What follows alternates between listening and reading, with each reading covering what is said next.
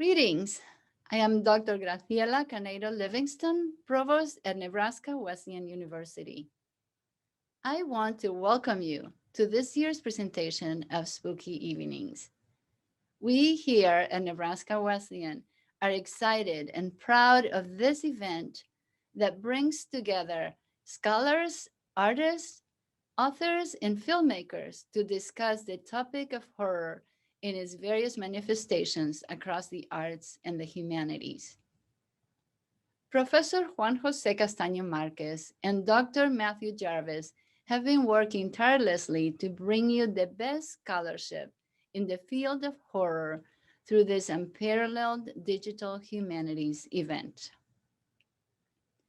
I would like to acknowledge the generous support from the Nebraska Arts Council, Humanities Nebraska, and the Nebraska Cultural Endowment that helps make quality programming like Spooky Evenings possible. Again, welcome and enjoy this presentation of Spooky Evenings.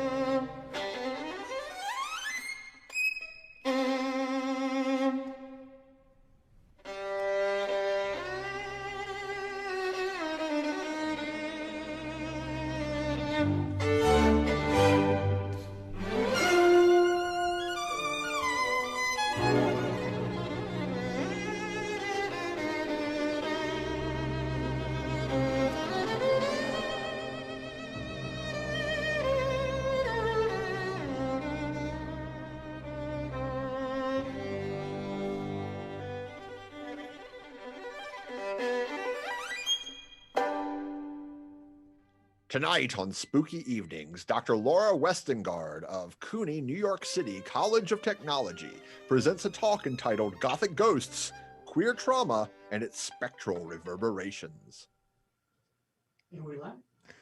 Welcome back, ladies and gentlemen, and welcome to my guest, Dr. Laura Westengard. Welcome. Thank you so much. It's great to be here. It's great to have you here. And again, as I said to you off air, I adore your background. Thank you. This is a painted over fire door in my current apartment, which I'm going to talk a little bit about today. Okay. Is it haunted? It is indeed. Excellent. It's a ghost story. Excellent. People, it's funny because I always look at old houses and people tell me, oh, it's going to be haunted. I'm like, that's expected. I'd be sad if it weren't haunted. Right? Like, yeah. So your talk today is Gothic Ghosts, Queer Trauma, and its Spectral Reverberations. I'd like to invite you to share your presentation and begin at your leisure. All right. Yeah.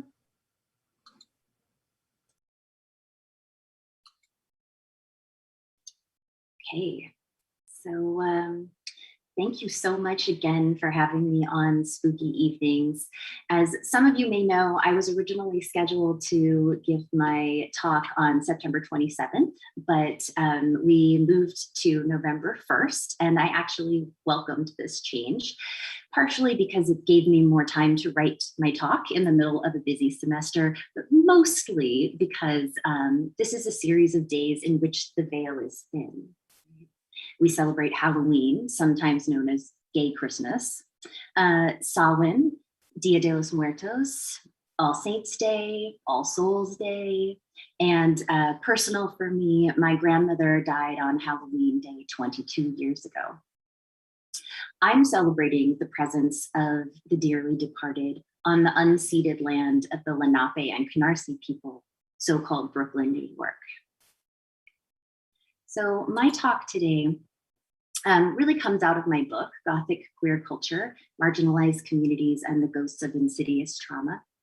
In the book, I focus on several Gothic characteristics: haunting, live burial, monstrosity, sadomasochism, and look at how they appear in 20th and 21st century art, literature, and performance created by queer folks.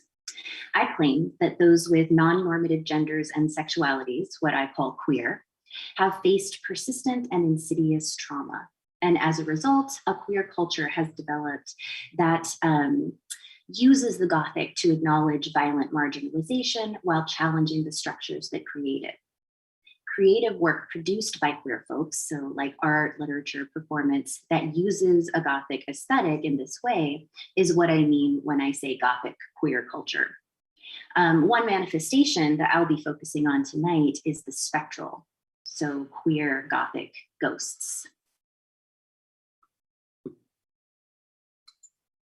First, I want to tell you a queer ghost story. So relax for a moment and imagine you're snacking on some warm tombstone cookies with me, one of my favorite traditions since I saw this grave at Greenwood Cemetery in Brooklyn, which actually is there. And so I welcome you to screen capture this, this recipe and try it yourself. They're pretty delicious. It doesn't give you any instructions about the temperature, so it's been a kind of trial and error for how long to cook it and at what temperature, but they're a nice snack and a great gift from this person who has been buried at Greenwood Cemetery. When my partner and I moved into our loft apartment in 2017, it was an industrial section of Brooklyn. The building had once been a luggage factory in the 1920s, and it was connected with another building that was a can factory in the 1860s. Our unit rested in the threshold connecting the two. So literally one wall is brick and the other wall is drywall that connects an open floor warehouse plan. So the brick side is the 1860s building and the open floor warehouse is the 1920s building. It had been improperly renovated into residences by a landlord who cut corners by creating dividing walls without acoustic insulation and factory windows that weren't properly sealed. Are you scared yet? One night, as we were sleeping in a sloppily installed plywood loft area, I heard creaking footsteps on the splintery staircase made of raw 2x4s. I assumed my partner had gotten up in the night to go to the bathroom until I looked over and saw them sleeping peacefully next to me. The first physical manifestation of our ghost involved this cast iron spider, which, by the way, is a totally normal bedside decoration. But one day I noticed that it had been removed and perfectly placed in the bottom of an empty cat carrier nearby. I thought my partner was playing a joke on me, and they thought I was playing a joke on them. From this point on, the ghostly activity escalated. Over the next few months, we both awoke at various times to hear a voice humming, sobbing, creaking steps, and a very suspiciously cliche, like ghost sound. It sounded like, ooh, ooh, like it kind of moved around the apartment. Next, other things started falling off walls and shelves. One morning, we heard a crash and found our wall clock on the floor. I assumed at this point that the ghost was likely expressing some commentary on clock time and its association with industrial capitalism. You can see here that the clock on the left is on the wall. The little like railing that you see above, that's the floor of our plywood loft up above. So it's just in the middle of the wall. I know you heard the word cat and you're thinking, did a cat knock this clock off the wall? And I promise you, a cat could not reach that far from the top level down to the clock to pull it off. And then in the right picture is the clock where we found it on the floor. Next, we heard a crash and found a bunch of books had been pushed off the bookshelf. What books were featured in the fray, you ask? Notably, New Moon, the second installation in Stephanie Meyer's Twilight series, and Melmoth the Wanderer, a Gothic novel published in 1820. Was this ghost trying to tell me something? Then it dawned on me. Campy, cliche, nocturnal wailings, a commentary on the pitfalls of normative temporality, books featuring vampires and the Roman Catholic Inquisition. This ghost was goth. Not only goth, but I had my sneaking suspicions that they might be queer as well. Or Was it that the ghost was goth and I'm queer, making my perception of the ghost both queer and goth? Or am I both goth and queer and the ghost is just regular, for lack of a better word, and I'm projecting my proclivities onto it in order to feel some kind of affinity with our new supernatural roommate? I quickly buried the thought that the slightly dilapidated building was crumbling around me like a slow motion fall of the House of Usher. I eventually came to the conclusion, however, that this line of questioning is in fact a tautology. Ghosts are Gothic and Gothic is queer. Therefore, this goth ghost of mine is inherently queer. So let me elaborate. I'm an English professor. So when I say goth, I really mean Gothic with a capital G. Gothic literature originated in the 18th century in Britain and as a titillating popular fiction, causing social conservatives to clutch their pearls and those whose proclivities included the morbid, lurid, or perverse to consume the stories with greedy abandon. It's tales of incest, family curses, obsessive desires, convoluted supernaturalism, female vulnerability, horror, and terror led Gothic literature to be associated with perversity and human depravity. Gothic fiction found broad appeal, resonating with the public's fears and desires, both known and latent, and initiating centuries of recurring metaphors, themes, and aesthetics that we have come to recognize as Gothic. That's ghosts, monsters, vampires, medieval castles, dark, gloomy atmospheres, winding subterranean passages, and so on. So this is a kind of visual representation of some of the 18th century Gothic novels that came out, most famously The Castle of Otranto by Horace Walpole, which is generally considered to be the first Gothic novel, and The Monk by Matthew Lewis. And British Gothic fiction changed as we moved into the 19th century, and some of the famous texts you would recognize here are Mary Shelley's Frankenstein, Robert Louis Stevenson's The Strange Case of Dr. Jekyll and Mr. Hyde, and Bram Stoker's Dracula. So the Gothic, I said, is inherently queer. 18th and 19th century Gothic narratives indulge in the figurative or literal representation of difference and transgression, be it sexual, racial, class, or otherwise, and then ultimately destroy that difference only to return to the safety of the status quo. Though Gothic fiction certainly caused an uproar among those who feared its wild supernaturalism, many critics recognize Gothic fiction as predominantly conservative in its aims and functions. The subversive elements of the plots titillate readers with a temporary deferral of norms. But as Maggie Kilgore explains, that momentary subversion of order is followed by a restoration of a norm, after which after the experience of terror now seems immensely desirable. So things got weird, things got scary, and then we feel this sense of catharsis and settling when everything gets settled and comes back to the norm or the status quo with which the story began. While the Gothic villain may be killed in the end, and while the heroine trapped in the dark recesses of the castle may eventually enter into her proper domestic role as wife, the twisted path that leads to this reestablishment of norms is nonetheless queer. The spectacle of perversity usually occupies the majority of Gothic narratives, exposing readers to these transgressive modes of being and often reveling in a highly stylized Gothic queerness. George Haggerty notes that Gothic themes and metaphors evoke a queer world that attempts to transgress the boundaries of sexual decorum, in part by offering transgressive social sexual relations as the most basic common denominator. So it's not just me who thinks that Gothic is queer. Many people do. But also, trauma is Gothic. So language about trauma is also often infused with Gothicism. Kathy Carruth explains that a traumatic event returns to haunt the survivor later on because it is not assimilated or experienced fully at the time, but only belatedly in its repeated possession of the one who experiences it. To be traumatized is precisely to be possessed.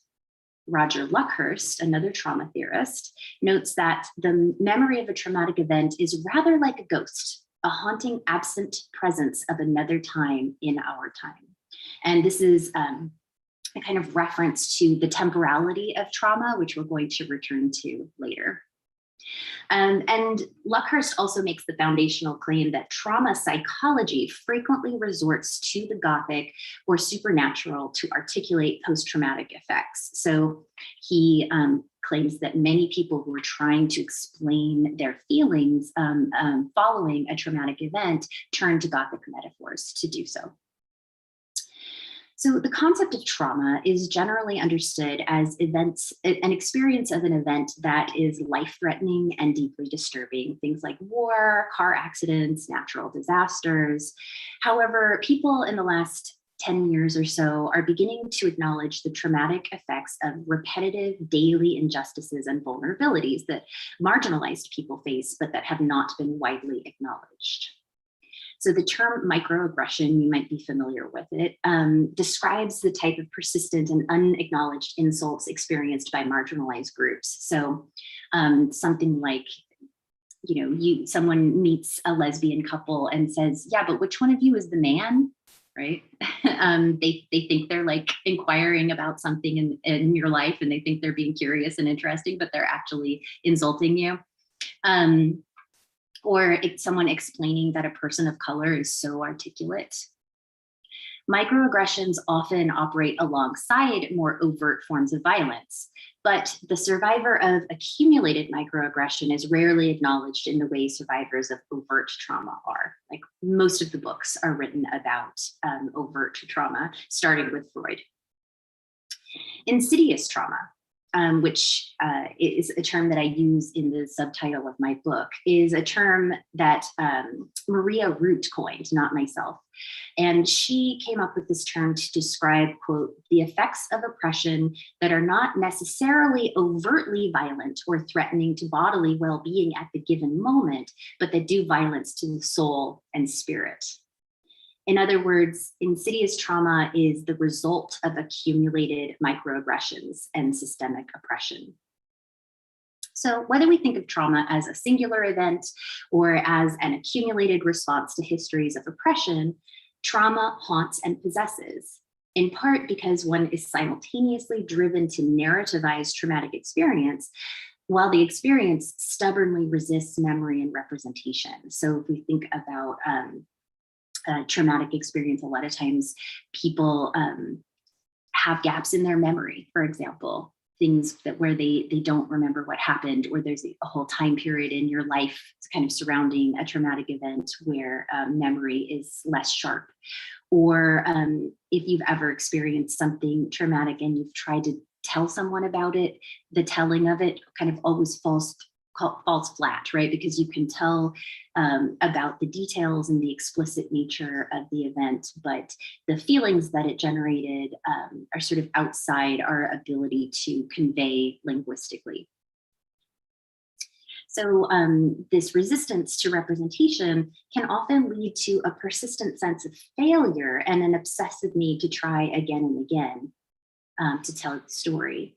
And one result of that can actually lead to creativity, right? Because if language is failing, the need to try again and again to communicate that experience often takes the form of art, literature, music, performance, and other kinds of expressions that might be able to get around the limitations that we find with just kind of straight chronological narrative.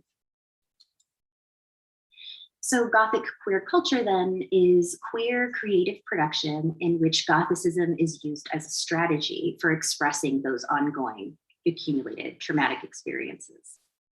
With this definition in mind, my ghost story is an example of Gothic queer culture. But we also might ask how a spectral experience itself could potentially arise from overt or insidious trauma. Kevin Nadal examines how microaggressions impact the mental health of those within the LGBTQ community. He claims that daily forms of discrimination function as stressors that can lead to depression, anxiety, cognitive disruptions, hypervigilance, and rage. Hypervigilance specifically is a chronic and pervasive state of alertness and readiness to respond to potential threats in the environment. A 2021 study published in the Journal of Psychology of Sexual Orientation and Gender Diversity, this is 2021, so brand new research here. In the study, they, quote, asked LGBTQ identified individuals to describe their experiences of hypervigilance and its impact on their lives. Participants reported over 30 negative emotions that accompanied hypervigilance. Anxiety, fear, and exhaustion were the most common. Negative emotional reactions occurred in public and private settings with family, coworkers, and strangers, and others who were perceived to be prejudiced. Participants self-monitored and socially withdrew in efforts to protect themselves from stress and risk of harm. So it may be that queer folks notice and respond to irregularities in the environment, perceiving them when others might not, right? And then once they are perceived, they might actually read them as threatening or even ghostly. In the popular imagination, ghosts also demand attention from a temporal location in the past, usually as a result of some horrific end. So if you've ever watched, those ghost shows on the Travel Channel, the story is always that something terrible happened to someone in this spot and they are coming back and demanding attention, either asking for help or wanting to visit suffering on others as a result of their experience. Right? And that too is a legacy of trauma, right? So consider this moment in lesbian literary classic, The Well of Loneliness by Radcliffe Hall, which was published in 1928. This is a final passage, and it reads, pockets of pain, burning rockets of pain, their pain, her pain, all welded together into one great consuming agony. Rockets of pain that shot up and burst, dropping scorching tears of fire on the spirit, her pain, their pain, all the misery at Alex, and the press and the clamor of those countless others. They fought, they trampled, they were getting her under. In their madness to become articulate through her, they were tearing her to pieces, getting her under. They were everywhere now, cutting off her retreat. Neither bolts nor bars would avail to save her. The walls fell down and crumbled before them. At the cry of their suffering, the walls fell and crumbled. We are coming, Stephen. We are still coming on, and our name is Legion. You dare not disown us. She raised her arms, trying to ward them off, but they closed in and in. You dare not disown us. This final passage in the novel, with its melodramatic exclamations of pain and suffering and its clamoring ghosts demanding vengeance for wrongs forgotten, would seem quite at home in an 18th century Gothic novel. These ghosts of queer past refuse to rest in their early graves, but they also refuse to let future generations of queers rest. So in this case, Stephen is being haunted by these legions of queer ghosts in the past who have suffered, and they're demanding something of her, right? Here, these ghosts take the form of a queer historical reckoning, a traumatic haunting, in the sense that the haunting likely stems from trauma, while it also creates trauma for the visited, right? It's pretty intense for Stephen.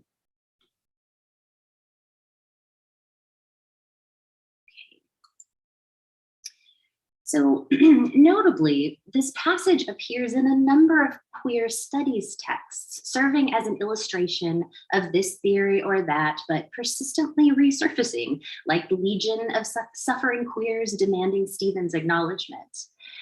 So just for those of you who maybe aren't academics or not familiar with queer studies, driven by the devastation of the AIDS crisis in the 1980s and 90s and growing out of political groups such as Queer Nation that took aim at the overarching social structures that marginalized the disease and its victims, the academic field of queer studies emerged as an anti-normative and deconstructionist approach to thinking about and being in the world.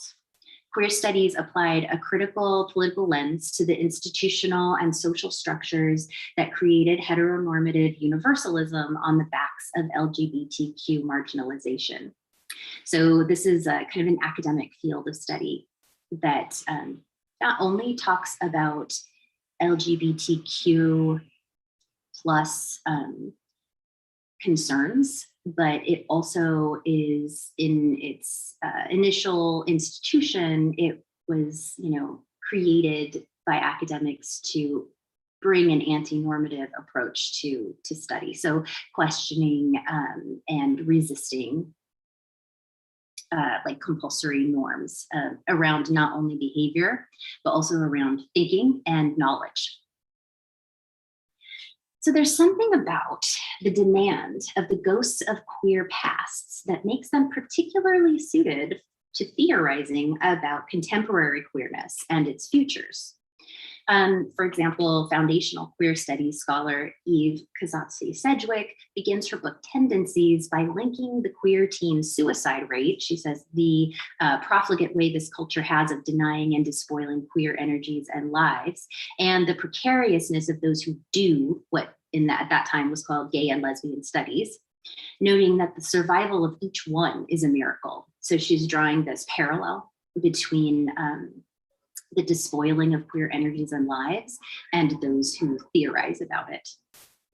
The survival of each one is a miracle. Notably, in this discussion of unacknowledged insidious trauma, suicide, and academic queer studies begins with a Gothicism that reflects the demands of Stephen's legions of suffering queer ghosts, when Sedgwick writes, quote, "I think everyone who does gay and lesbian studies is haunted by the suicides of adolescents." And, it's a sad state that we still are haunted by the suicides of LGBTQ young people.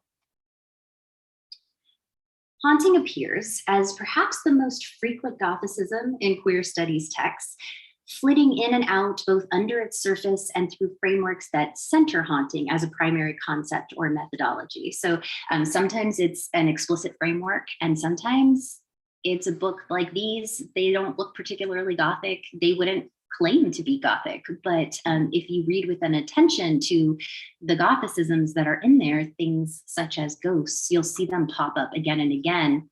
And interestingly, usually they're not indexed. So though recurring concepts and ideas in any kind of academic book would have an index notation at the end, so you could look up all the instances. Usually the Gothicisms are not. So it's definitely this subterranean presence in the theory. Now, Ghostly Matters by Avery Gordon is not explicitly a queer studies text, so just to preface this, but it is a text that is used in queer studies all the time. People return to it again and again. In Ghostly Matters, Avery Gordon frames her sociological attention to ghosts as an ethical orientation, specifically naming trauma and structural oppression, both overt and insidious.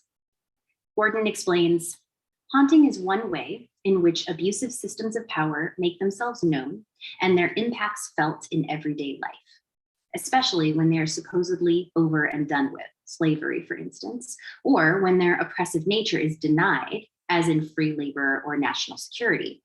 Haunting is not the same as being exploited, traumatized, or oppressed, though it usually involves these experiences or is produced by them. So also, in a text called Early Queer Modern, Carla Ferchero proposes a spectral queer approach to history as a means of engaging with traumatic memories and violent colonial narratives, so that the work of memory and history does not become entombed and therefore stabilized and silenced. So like Avery Gordon, Carla Ferchero is interested in the way that haunting can help us encounter a kind of more ethical and engaged approach to studying history. So if we think about the concept of history being entombed and therefore stabilized and silenced, I mean, it's pretty clear when we think about the narratives that we were taught in the United States about Christopher Columbus. Those have become solidified and turned into cultural mythologies in a way that has erased the material traumas that existed at the time, and that most people aren't even aware of, but they still think they know the story of Christopher Columbus, right? The way that it's taught in elementary school or whatever. And so that is a sort of entombing colonial approach to histories that Ferchero cautions against. She argues for a historiography that is open to ghostly returns instead, allowing the agential dead to act on the living. She explains that a willingness to be haunted is an ethical relation to the world, motivated by a concern not only for the past, but for the future. So this approach to history also requires a willingness to be penetrated by its ghosts, something Ferchero calls penetrative reciprocity, or a queer relationship to witnessing in which witness is both penetrator and penetrated. So in other words, looking into the past and allowing the past to move back through you at once. So not just a unidirectional linear approach to looking at things that have happened, but to sort of allow those ghosts to become agential and impact you. So now I want to look at briefly an example of spectral queer Gothic culture by turning to the work of M. Lamar. And in my book, I write about M. Lamar's sadomasochistic aesthetic, but he also is absolutely spectral, in my opinion. He is a visual artist, performer, composer, singer, and filmmaker. And he calls himself a devil-worshipping free Black man in the blues tradition, a goth kid invested in goth, metal, and punk subcultures, and a practicing homosexual. He calls himself and the aesthetic of his art Negro Gothic. So his pieces generally examine the historical trauma of slavery, sexual exploitation, and lynching, while asserting the inextricability of those pasts from the present moment. So this is a kind of temporal collapse that I think reflects the concept of queer spectrality or penetrative reciprocity. The aesthetic of his shows are distinctly Gothic. Permeated by darkness, doom, and horror, Lamar's work does not allow audience members to bury the miseries it depicts in favor of focusing on more comfortable narratives. Instead, it allows the miseries to penetrate the space, creating an uncomfortable affective experience that honors past horrors while challenging present-day complicity in the ongoing structures that made those horrors and their legacies possible.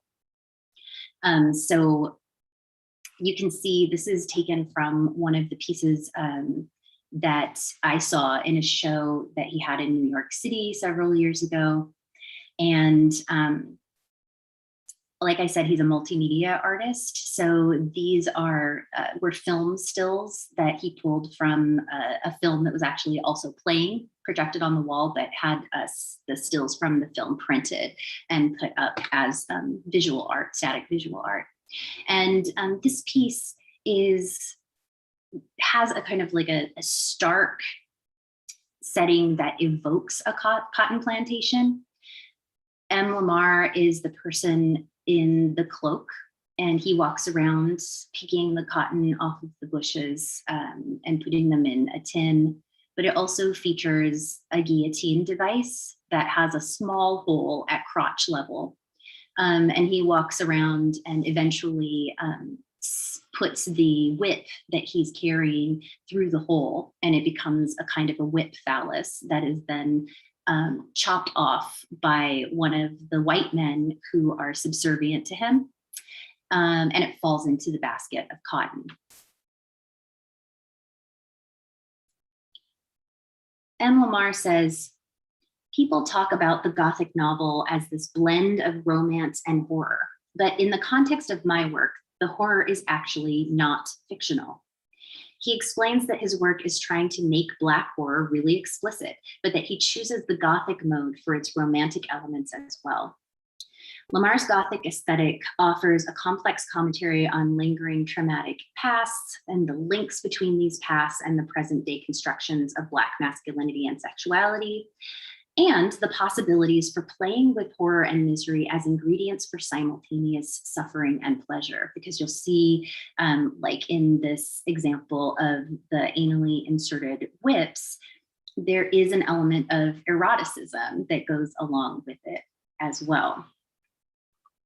Okay, so just to conclude, this is my final slide with my contact information on it. The Gothic concept of haunting manifests the swirling, fractured, intersecting temporality of ongoing low-level trauma, not just a singular traumatic event popping through into the present, but a disorienting and overwhelming storm of traumatic intrusion. Specters emerge as a slippery, shadowy rhetoric that gets at, or at least around and near, those traumatic experiences that tend to dissipate before our eyes and slip from our grasp. To return to this moment in which the veil is thin, we might ask, for whom is the veil always thin? When we hear knocks on our walls, creaks in our stairs, and crashes in the far corners of our homes, we might ask, who is returning to speak? And can we summon the courage to not only listen, but to be penetrated by the specters of the past?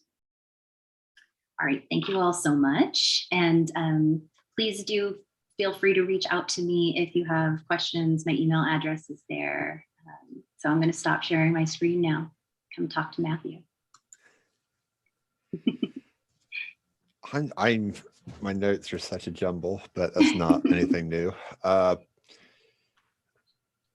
Did you study under Kathy Caruth, just out of curiosity? I did not, no. Okay. I didn't know if you went to Cornell. Mm-mm. The reason I ask that is the specter I feel like was missing here is Derrida. Mm-hmm. Yeah, in my book, I talk about Derrida and hauntology, of course, and the way that I focus specifically on queer studies writers and the way that they often turn to Derrida, and the way that they also often turn to Avery Gordon similarly, because they offer some really useful ways of addressing history and sociology. And both of them definitely focus on the ethical positioning that looking from a spectral position, thinking spectrally can offer us, that is maybe outside normative approaches. Yeah, we've had, I mean, you're definitely a series here now of high theory scholars we've had on that have taken us through. We know Lawrence Rickles, then Dragan Kujundžić and Kendall Phillips. But Dragan is Derridean as well because he studied under Derrida. But you seem to take a very Derridean approach to not just the idea of spectrology, but also to language itself, and also kind of like the way that language itself insinuates into the field and carries with it the certain legacies that different scholars have dealt with in various ways. I think of books like How to Do Things with Words and things. Yeah, and I think also like the sort of the failure of language to signify fully at any moment, right? It's that slippage that, of course, is extremely Gothic to me. And spectral, and it also maps right onto the way that people discuss traumatic experience as well. The reason I got thinking, I studied under Leslie Stern when I studied film history, and she was very much into gesture because of the failure of language. And I was particularly in the latter half of your talk, I was definitely getting the idea of gesture as being quintessential to this reading. Absolutely. And so in my work, I look a lot at live performance art, and the way that the body can communicate certain things in a live physical space in certain ways that can't translate in other ways. But that's not to say that film doesn't have its own power to use gesture to communicate meaning. that's Sure. extra discursive, right? It doesn't have to be about the physical space. And now, like, what is physical space? You know, True. it's does that have to be something that's like one of my arguments in the book, which I assume is going to seem quite dated immediately, right? Is that there's really something special about being in a space together. Maybe it will be more relevant than ever now that we've been deprived of it, you know, about being like splattered with the performer's sweat, or imagining that you might be splattered with the performer's blood, and what that does to the experience of the viewer. So, you know, it remains to be seen, you know, how these things develop moving forward when we can start to splatter each other with bodily fluids again. I want to go a little bit back. I want to hop into my art historical wayback machine here, and bring some other people to the table. I want to bring Franco B to the table. Mm-hmm. Are you familiar with Franco B? I don't think so. Tell me more. Okay. Tell me more. All right. Franco B's big famous piece is "Oh Lover Boy." Franco B is also a queer performance artist. He is HIV positive, and his work deals with pain. He paints himself white, and it depends which one you see. I think the one that's on YouTube that you can find is he's actually got ports put into his arms, and he's walking sort of, you know, stigmata-esque down a catwalk with his HIV positive blood trailing him. Okay, now I'm upset that I don't know who this person is. Okay, like, check out Franco B. Right Oh now. Lover Boy. Like, yeah, of course. Book number 2 is going to have Franco B. And that actually is really appropriate, because my second book project, I'm looking at the way that medical Gothic kind of works its way into queer cultural production. So this is the train of thought I'm on too. So yeah. Just give a shout out to Matt Jarvis at Spooky Evening. Write a note in the acknowledgements. Yeah, I think Franco B would be very important to this, because he's much earlier. And I mean, I came across Franco B in undergrad, actually, I think like 2003, when I was taking a class on experimental theater methodology. Like, I was learning about Grotowski and Artaud and stuff. And that's where I first encountered, I mean, you know, we watched the whole video and people were leaving the room and stuff, because it's rough. Right. I mean, you know, in my book, I talk a lot about Ron Athey and his use of blood in the performance space, and the way that, like, when I went to some of the live performances, people react so viscerally, right, to the presence of a boundary of the body being penetrated and spilling over and disrupted in that way, which is, of course, is so Christaven, right? It's kind of, it's the abject. So when I went to a performance of Ron Athey's, which I took my partner on one of our first dates. They knew what they were getting into. Wow. Yeah. So yeah. And then we went to see Sallow for the midnight movie. And exactly.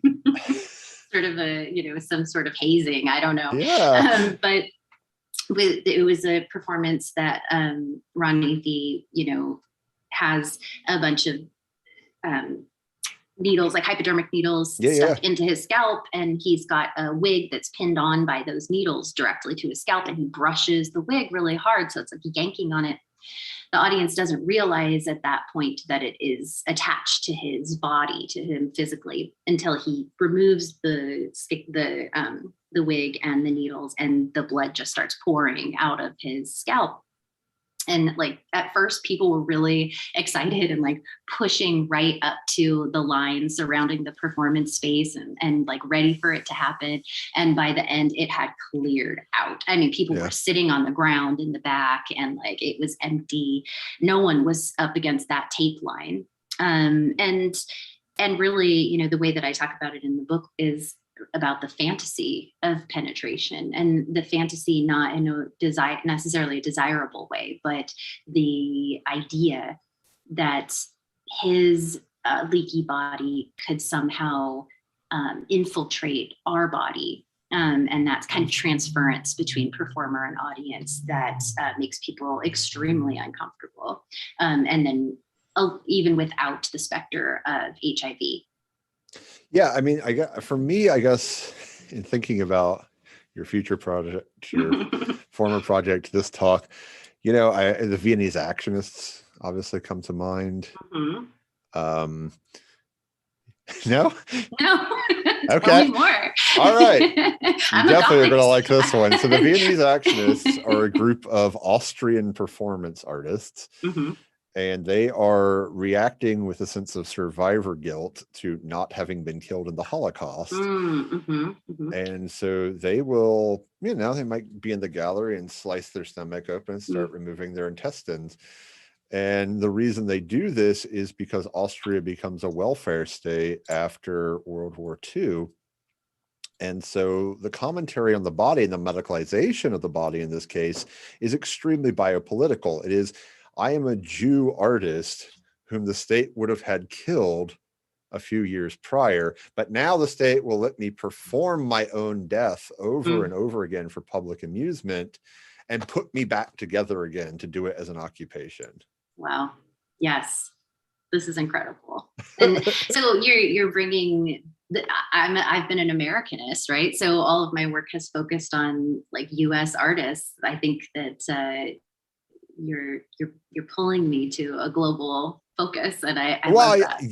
I mean, because there is a continuity here, right? And then I mean, Carolee Schneemann would be another one I would throw in there. Internal Scroll and Meat Joy. I think Internal Scroll into this idea, obviously, of being penetrated or being unpenetrated in her case by the text of a man, right? Which is what this scroll is an interesting counterpoint. And it's also part of this history, right? Because one thing I've got in my notes is this feels like three parts to me. It feels like a pre-AIDS analysis of the body, right? Which is going to have its roots in Dada, so 1915 New York, and then Germany and other places. But most people don't realize Dada started in New York. And then pushing forward through modernity, pushing forward through World War II, leading up to other crises around the body, which the Viennese actionists in this biopolitical way, which is distinctly anti-American, right? Because the Eisenhower platform is not actually adopted. We do not have universal health care. Right. And then shifting forward, into a Vietnam era suggestion around the body, which would be both American and transcultural. And then we hit upon, and of course, feminism in the 70s as well. And then, we hit upon the AIDS crisis, which becomes its own sort of performativeness around the body. And the body as, oh God, I don't know, like a plague site, a temple, just there's so many different iterations of what people do, and queerness also becomes asexual at times in this as well. Sure. I think also I would add, like, in the era of the AIDS crisis, it's not just the living body, right? It is drop my corpse off on the steps of the Capitol, right? The body as activism, even from beyond the grave. Absolutely. I mean, God, Vodachenko, right? With like the buried face. Wanarovich. Yeah, sorry, brain dead. But exactly. There's so many performative pieces, and then there's like the antibody pieces too. Not to be a pun there. Right. Yeah, and of course that is something that we maybe can link with postmodernism, right? So, and then the the scholars of color critique of postmodernism, in that it kind of encourages like the deconstruction of the author, the physical body, and the focus on the materiality of the text instead, at that exact moment when people who had been traditionally marginalized in academia, for example, or publishing or whatever, were just entering into it. And so there is that, the way that the dematerialization of the body becomes a kind of a pendulum swing of social control. And that's something that Terry Castle, of course, writes about in The Apparitional Lesbian, which she wrote in the 90s. And that is the, that women who are sexual and romantic with other women have been dematerialized throughout literature and culture. And she traces that. And a lot of people, at that time, I think that's about reclaiming materiality and the way that being dematerialized is disempowering, et cetera. I find myself vacillating kind of between those two positions. I had a friend recently ask me, if you could be any Gothic kind of character or figure, what would you be? It's sort of like an archetype, a Gothic archetype. And I said a ghost. And she was like, what? A ghost doesn't have any body. Like, is she that's expecting not a sexy. vampire? Is that what I think so. I was like, so it's like, but there's something to me that is like particularly queer and therefore erotic and sexy about the fluidity of decorporealization, and even like that process of decorporealization where you take like a solid body and you poke a bunch of holes in it and it spills its guts out and then it becomes a ghost. That process seems really queer to me and like kind of hot. So you want to be like a Iron Maiden ghost. Exactly. So it's like reverse abjection. So it's rather, like the it's Ichabod Crane's mother in the Tim Burton version of Sleepy Hollow. Oh my God, I'll have to revisit the Tim Burton version of Sleepy Hollow someday. Yeah, but I mean, because she's killed in an Iron Maiden. Yes. By one of my a different friend of mine just visited Transylvania and went to a museum that had a bunch of torture devices there and was posting pictures of an Iron Maiden. Just like you do. Yeah, of course. A photograph you might not be aware of, and if you're not, I'll just throw it out there, because you have M. Lamar's sort of homage to Mapplethorpe. Yes. Obviously, the bullwhip picture with Mapplethorpe is rather famous. There's a later photograph of Mapplethorpe that might fit your thesis well too, where he kind of portrays himself as the angel of death. I don't know if you know that later in his life, when he was dying of AIDS, he actually carried a cane with a death's head as its topper. You know what? I've never Googled so much live during a talk. Well, I mean, you happen to walk into a class that I essentially teach. So. Well, great. Oh, yes, I do know that. Yeah. Mm-hmm. Okay, but he's so spectral himself, and it is rather spectral because we're looking at him dying. Yeah. I mean, you can see the lymph nodes bulging in his neck and things. Right. And that brings me back to Wojnarowicz as well, who famously did the series of photographs of Peter Hujar just after he died, right? He had died and Wojnarowicz asked everyone to leave the room so he could take these photos. And they're an indictment. And they're also like a love story, right? It's both things. And so that reminds me also of the kind of the Gothic juxtaposition of anxiety and desire, and the way that it creates this sort of swirl of feelings that are, difficult to put into words. And so they can be captured in images there. I mean, it certainly is true. At the end of the 80s, beginning of the 90s, we see so much art, literature, film produced with a sense of haunting. Mm-hmm. Right. I mean, even to some degree, if you take something as famous as Tony Kushner's Angels in America, you have the literalism of an angel of God descending to earth Yes. because of the AIDS crisis. Yeah. Which gives it an apocalyptic feel. Yeah. Yeah. It does. So there is something I think quite unique there about the specters that have legacies, right? I mean, Maplethorpe himself also continues to have its own specter, right? You know, it's funny to me, like the Maplethorpe picture still shocks, the X portfolio still shocks any class of students I show it to. Oh yeah. You know, I have invariably somebody walk out whenever I show it. Oh wow. Yeah. I perhaps show some of the more obscure ones, but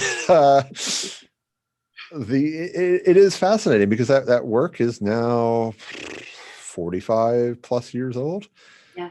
And yeah, right. I think that really speaks to something. Do you hear this? I do. It's the specter of Maplethorpe. Yeah, and Maplethorpe is like, let me in. I have something to say. I actually really don't know what that is. But... Are you there, Robert? Can you hear us? Is it a neighbor? I don't know. Anyway, so what was I saying? Oh, so I think that like so many people would say things are so much more explicit today, right? With like music or celebrity culture, but students aren't necessarily walking out to that. Right. There's something that is beyond explicit, right? Something else. It's not really about its explicitness. It's about something else. I think like that has to do with queerness,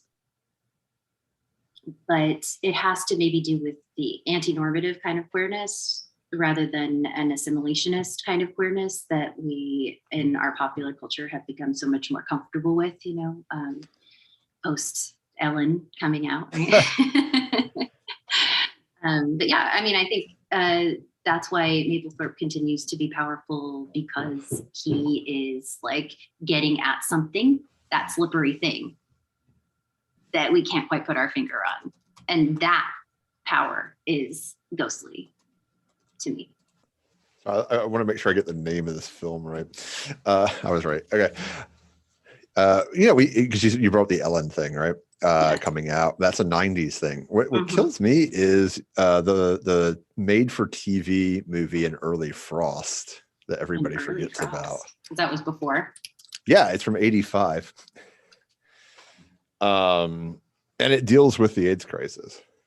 And it actually won a ton of Emmys, and nobody remembers this film or TV I guess series. The question is, so it won Emmys, but was it widely viewed? Like how it was like a 34 plus share. Interesting. Yeah, and so it was this, you know, it came the film or the miniseries, I think it was, happened right around the time that Rock Hudson was revealed to have AIDS, because of course the whole dynasty issue. But it's fascinating that's a ghost that's kind of like missing, you know, in its own way. And you have a lot of those as well, right? You have these specters that I guess have returned to the closet in their own way. Yeah. Speaking of did you watch Hollywoodland? I didn't, no. Okay. I have it in for Ryan Murphy. It's one of my constant points of cultural annoyance. But Hollywoodland, I think, has a lot of problems, not the least of which is it does like this apologist what if tour of the time period. And instead of like examining it being difficult, there's like, well, what if everybody just accepted it? And it's like, okay, that's wonderful and rosy and everything, but you're completely removing and dehistoricizing a lot of the problems to make yourself feel good from a 2020 perspective.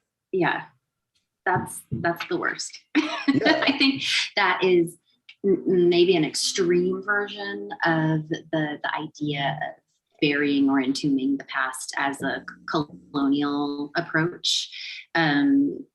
That sort of what if revisionism of history to make it seem more pleasant is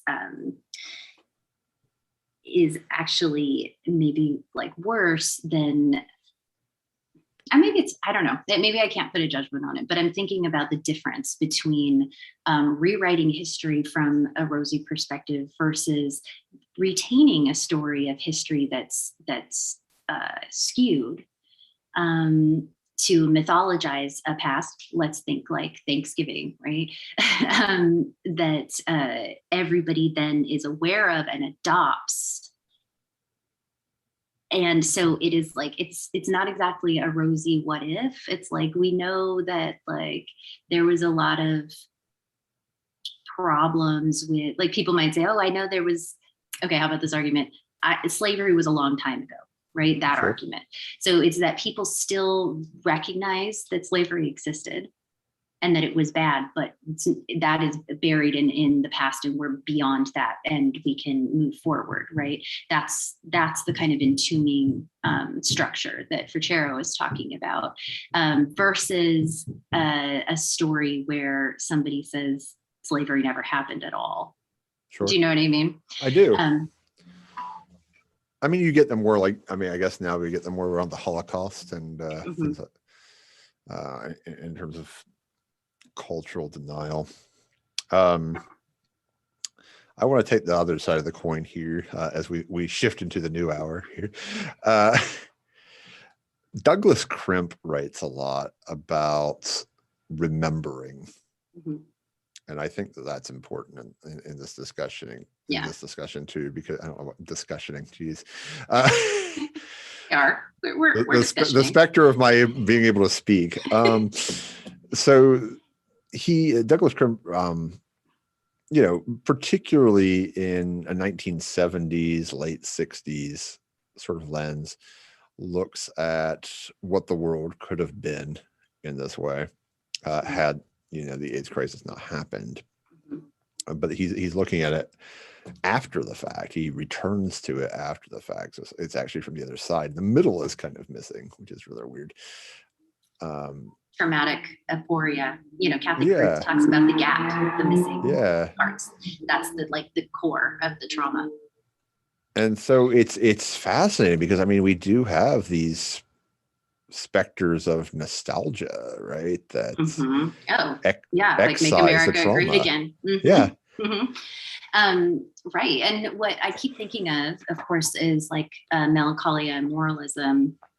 The concept of melancholia as a psychoanalytic, you know, idea that what is lost is not actually put away and move, and like we have melancholia if we don't break our emotional cathexes, right? If we don't break our emotional ties with the lost loved one, and therefore entomb them within our own sense of self, right? We sort of kind of eat them, right? They put them into our sense of self, and then we're never able to like have a healthy process of letting go and moving on. And I love melancholia. I'm like, give me that. Like, I want to eat my dead loved ones. I get to carry them. Lawrence Rickles would tell you this is how you become a zombie. Well, so be it, right? So it's like, I think that this is something that happened with the spectrality that you're pointing to during like the HIV/AIDS crisis era. That when you have this massive amount of loss, and maybe we'll see this again with COVID, right? That becomes like in a time of scarcity, it becomes a kind of resource to hold on with the past. Say a fully lost generation of queer elders, we might be able to think about how they can stay with us through this process that was once pathologized, right? Through the concept of melancholia, a kind of cannibalistic incorporation. And again, that's one way of saying that it's like the penetrative reciprocity. And in my book, I talk about how like bug chasing is a kind of way that people might be able to conceptualize having like an intergenerational biological link with generations past. So for those of you who aren't familiar, bug chasing is the practice of, choosing practices that might get you to seroconvert to become HIV positive. So that might mean sex without a condom, for example, with someone who is known to be HIV positive. And there are some people who have fetishized that and seen it as a practice, like it's like a gift. It's like a kind of reproductive strategy that is outside of heteronormative biological reproduction. And so that's another way of literalizing penetrative reciprocity, to be linked with a lineage of loss across generations. And as part of my next book, I'm very interested in the way that we can talk about the intergenerational transmission of trauma outside of the concept of epigenetics, which is strictly a heteronormative biological reproductive mode of inheriting traumatic experience. So what does that mean for queer folks? I think that queer folks do have ways of inheriting intergenerational trauma. It's just outside of those norms. No, I mean, yeah, I think you're absolutely right. I wanted to drop this a little bit off topic, but I think if you're not familiar with her, you might enjoy. Are you familiar with Emily M. Danforth? I think so. She's an author. She actually was on the show. She wrote a book called Plain Bad Heroines that I think you might enjoy. Well, I'll go back and I'll watch her recording. It's a ghost story. It's Gothic. It takes place in an all-girls school. That's perfect.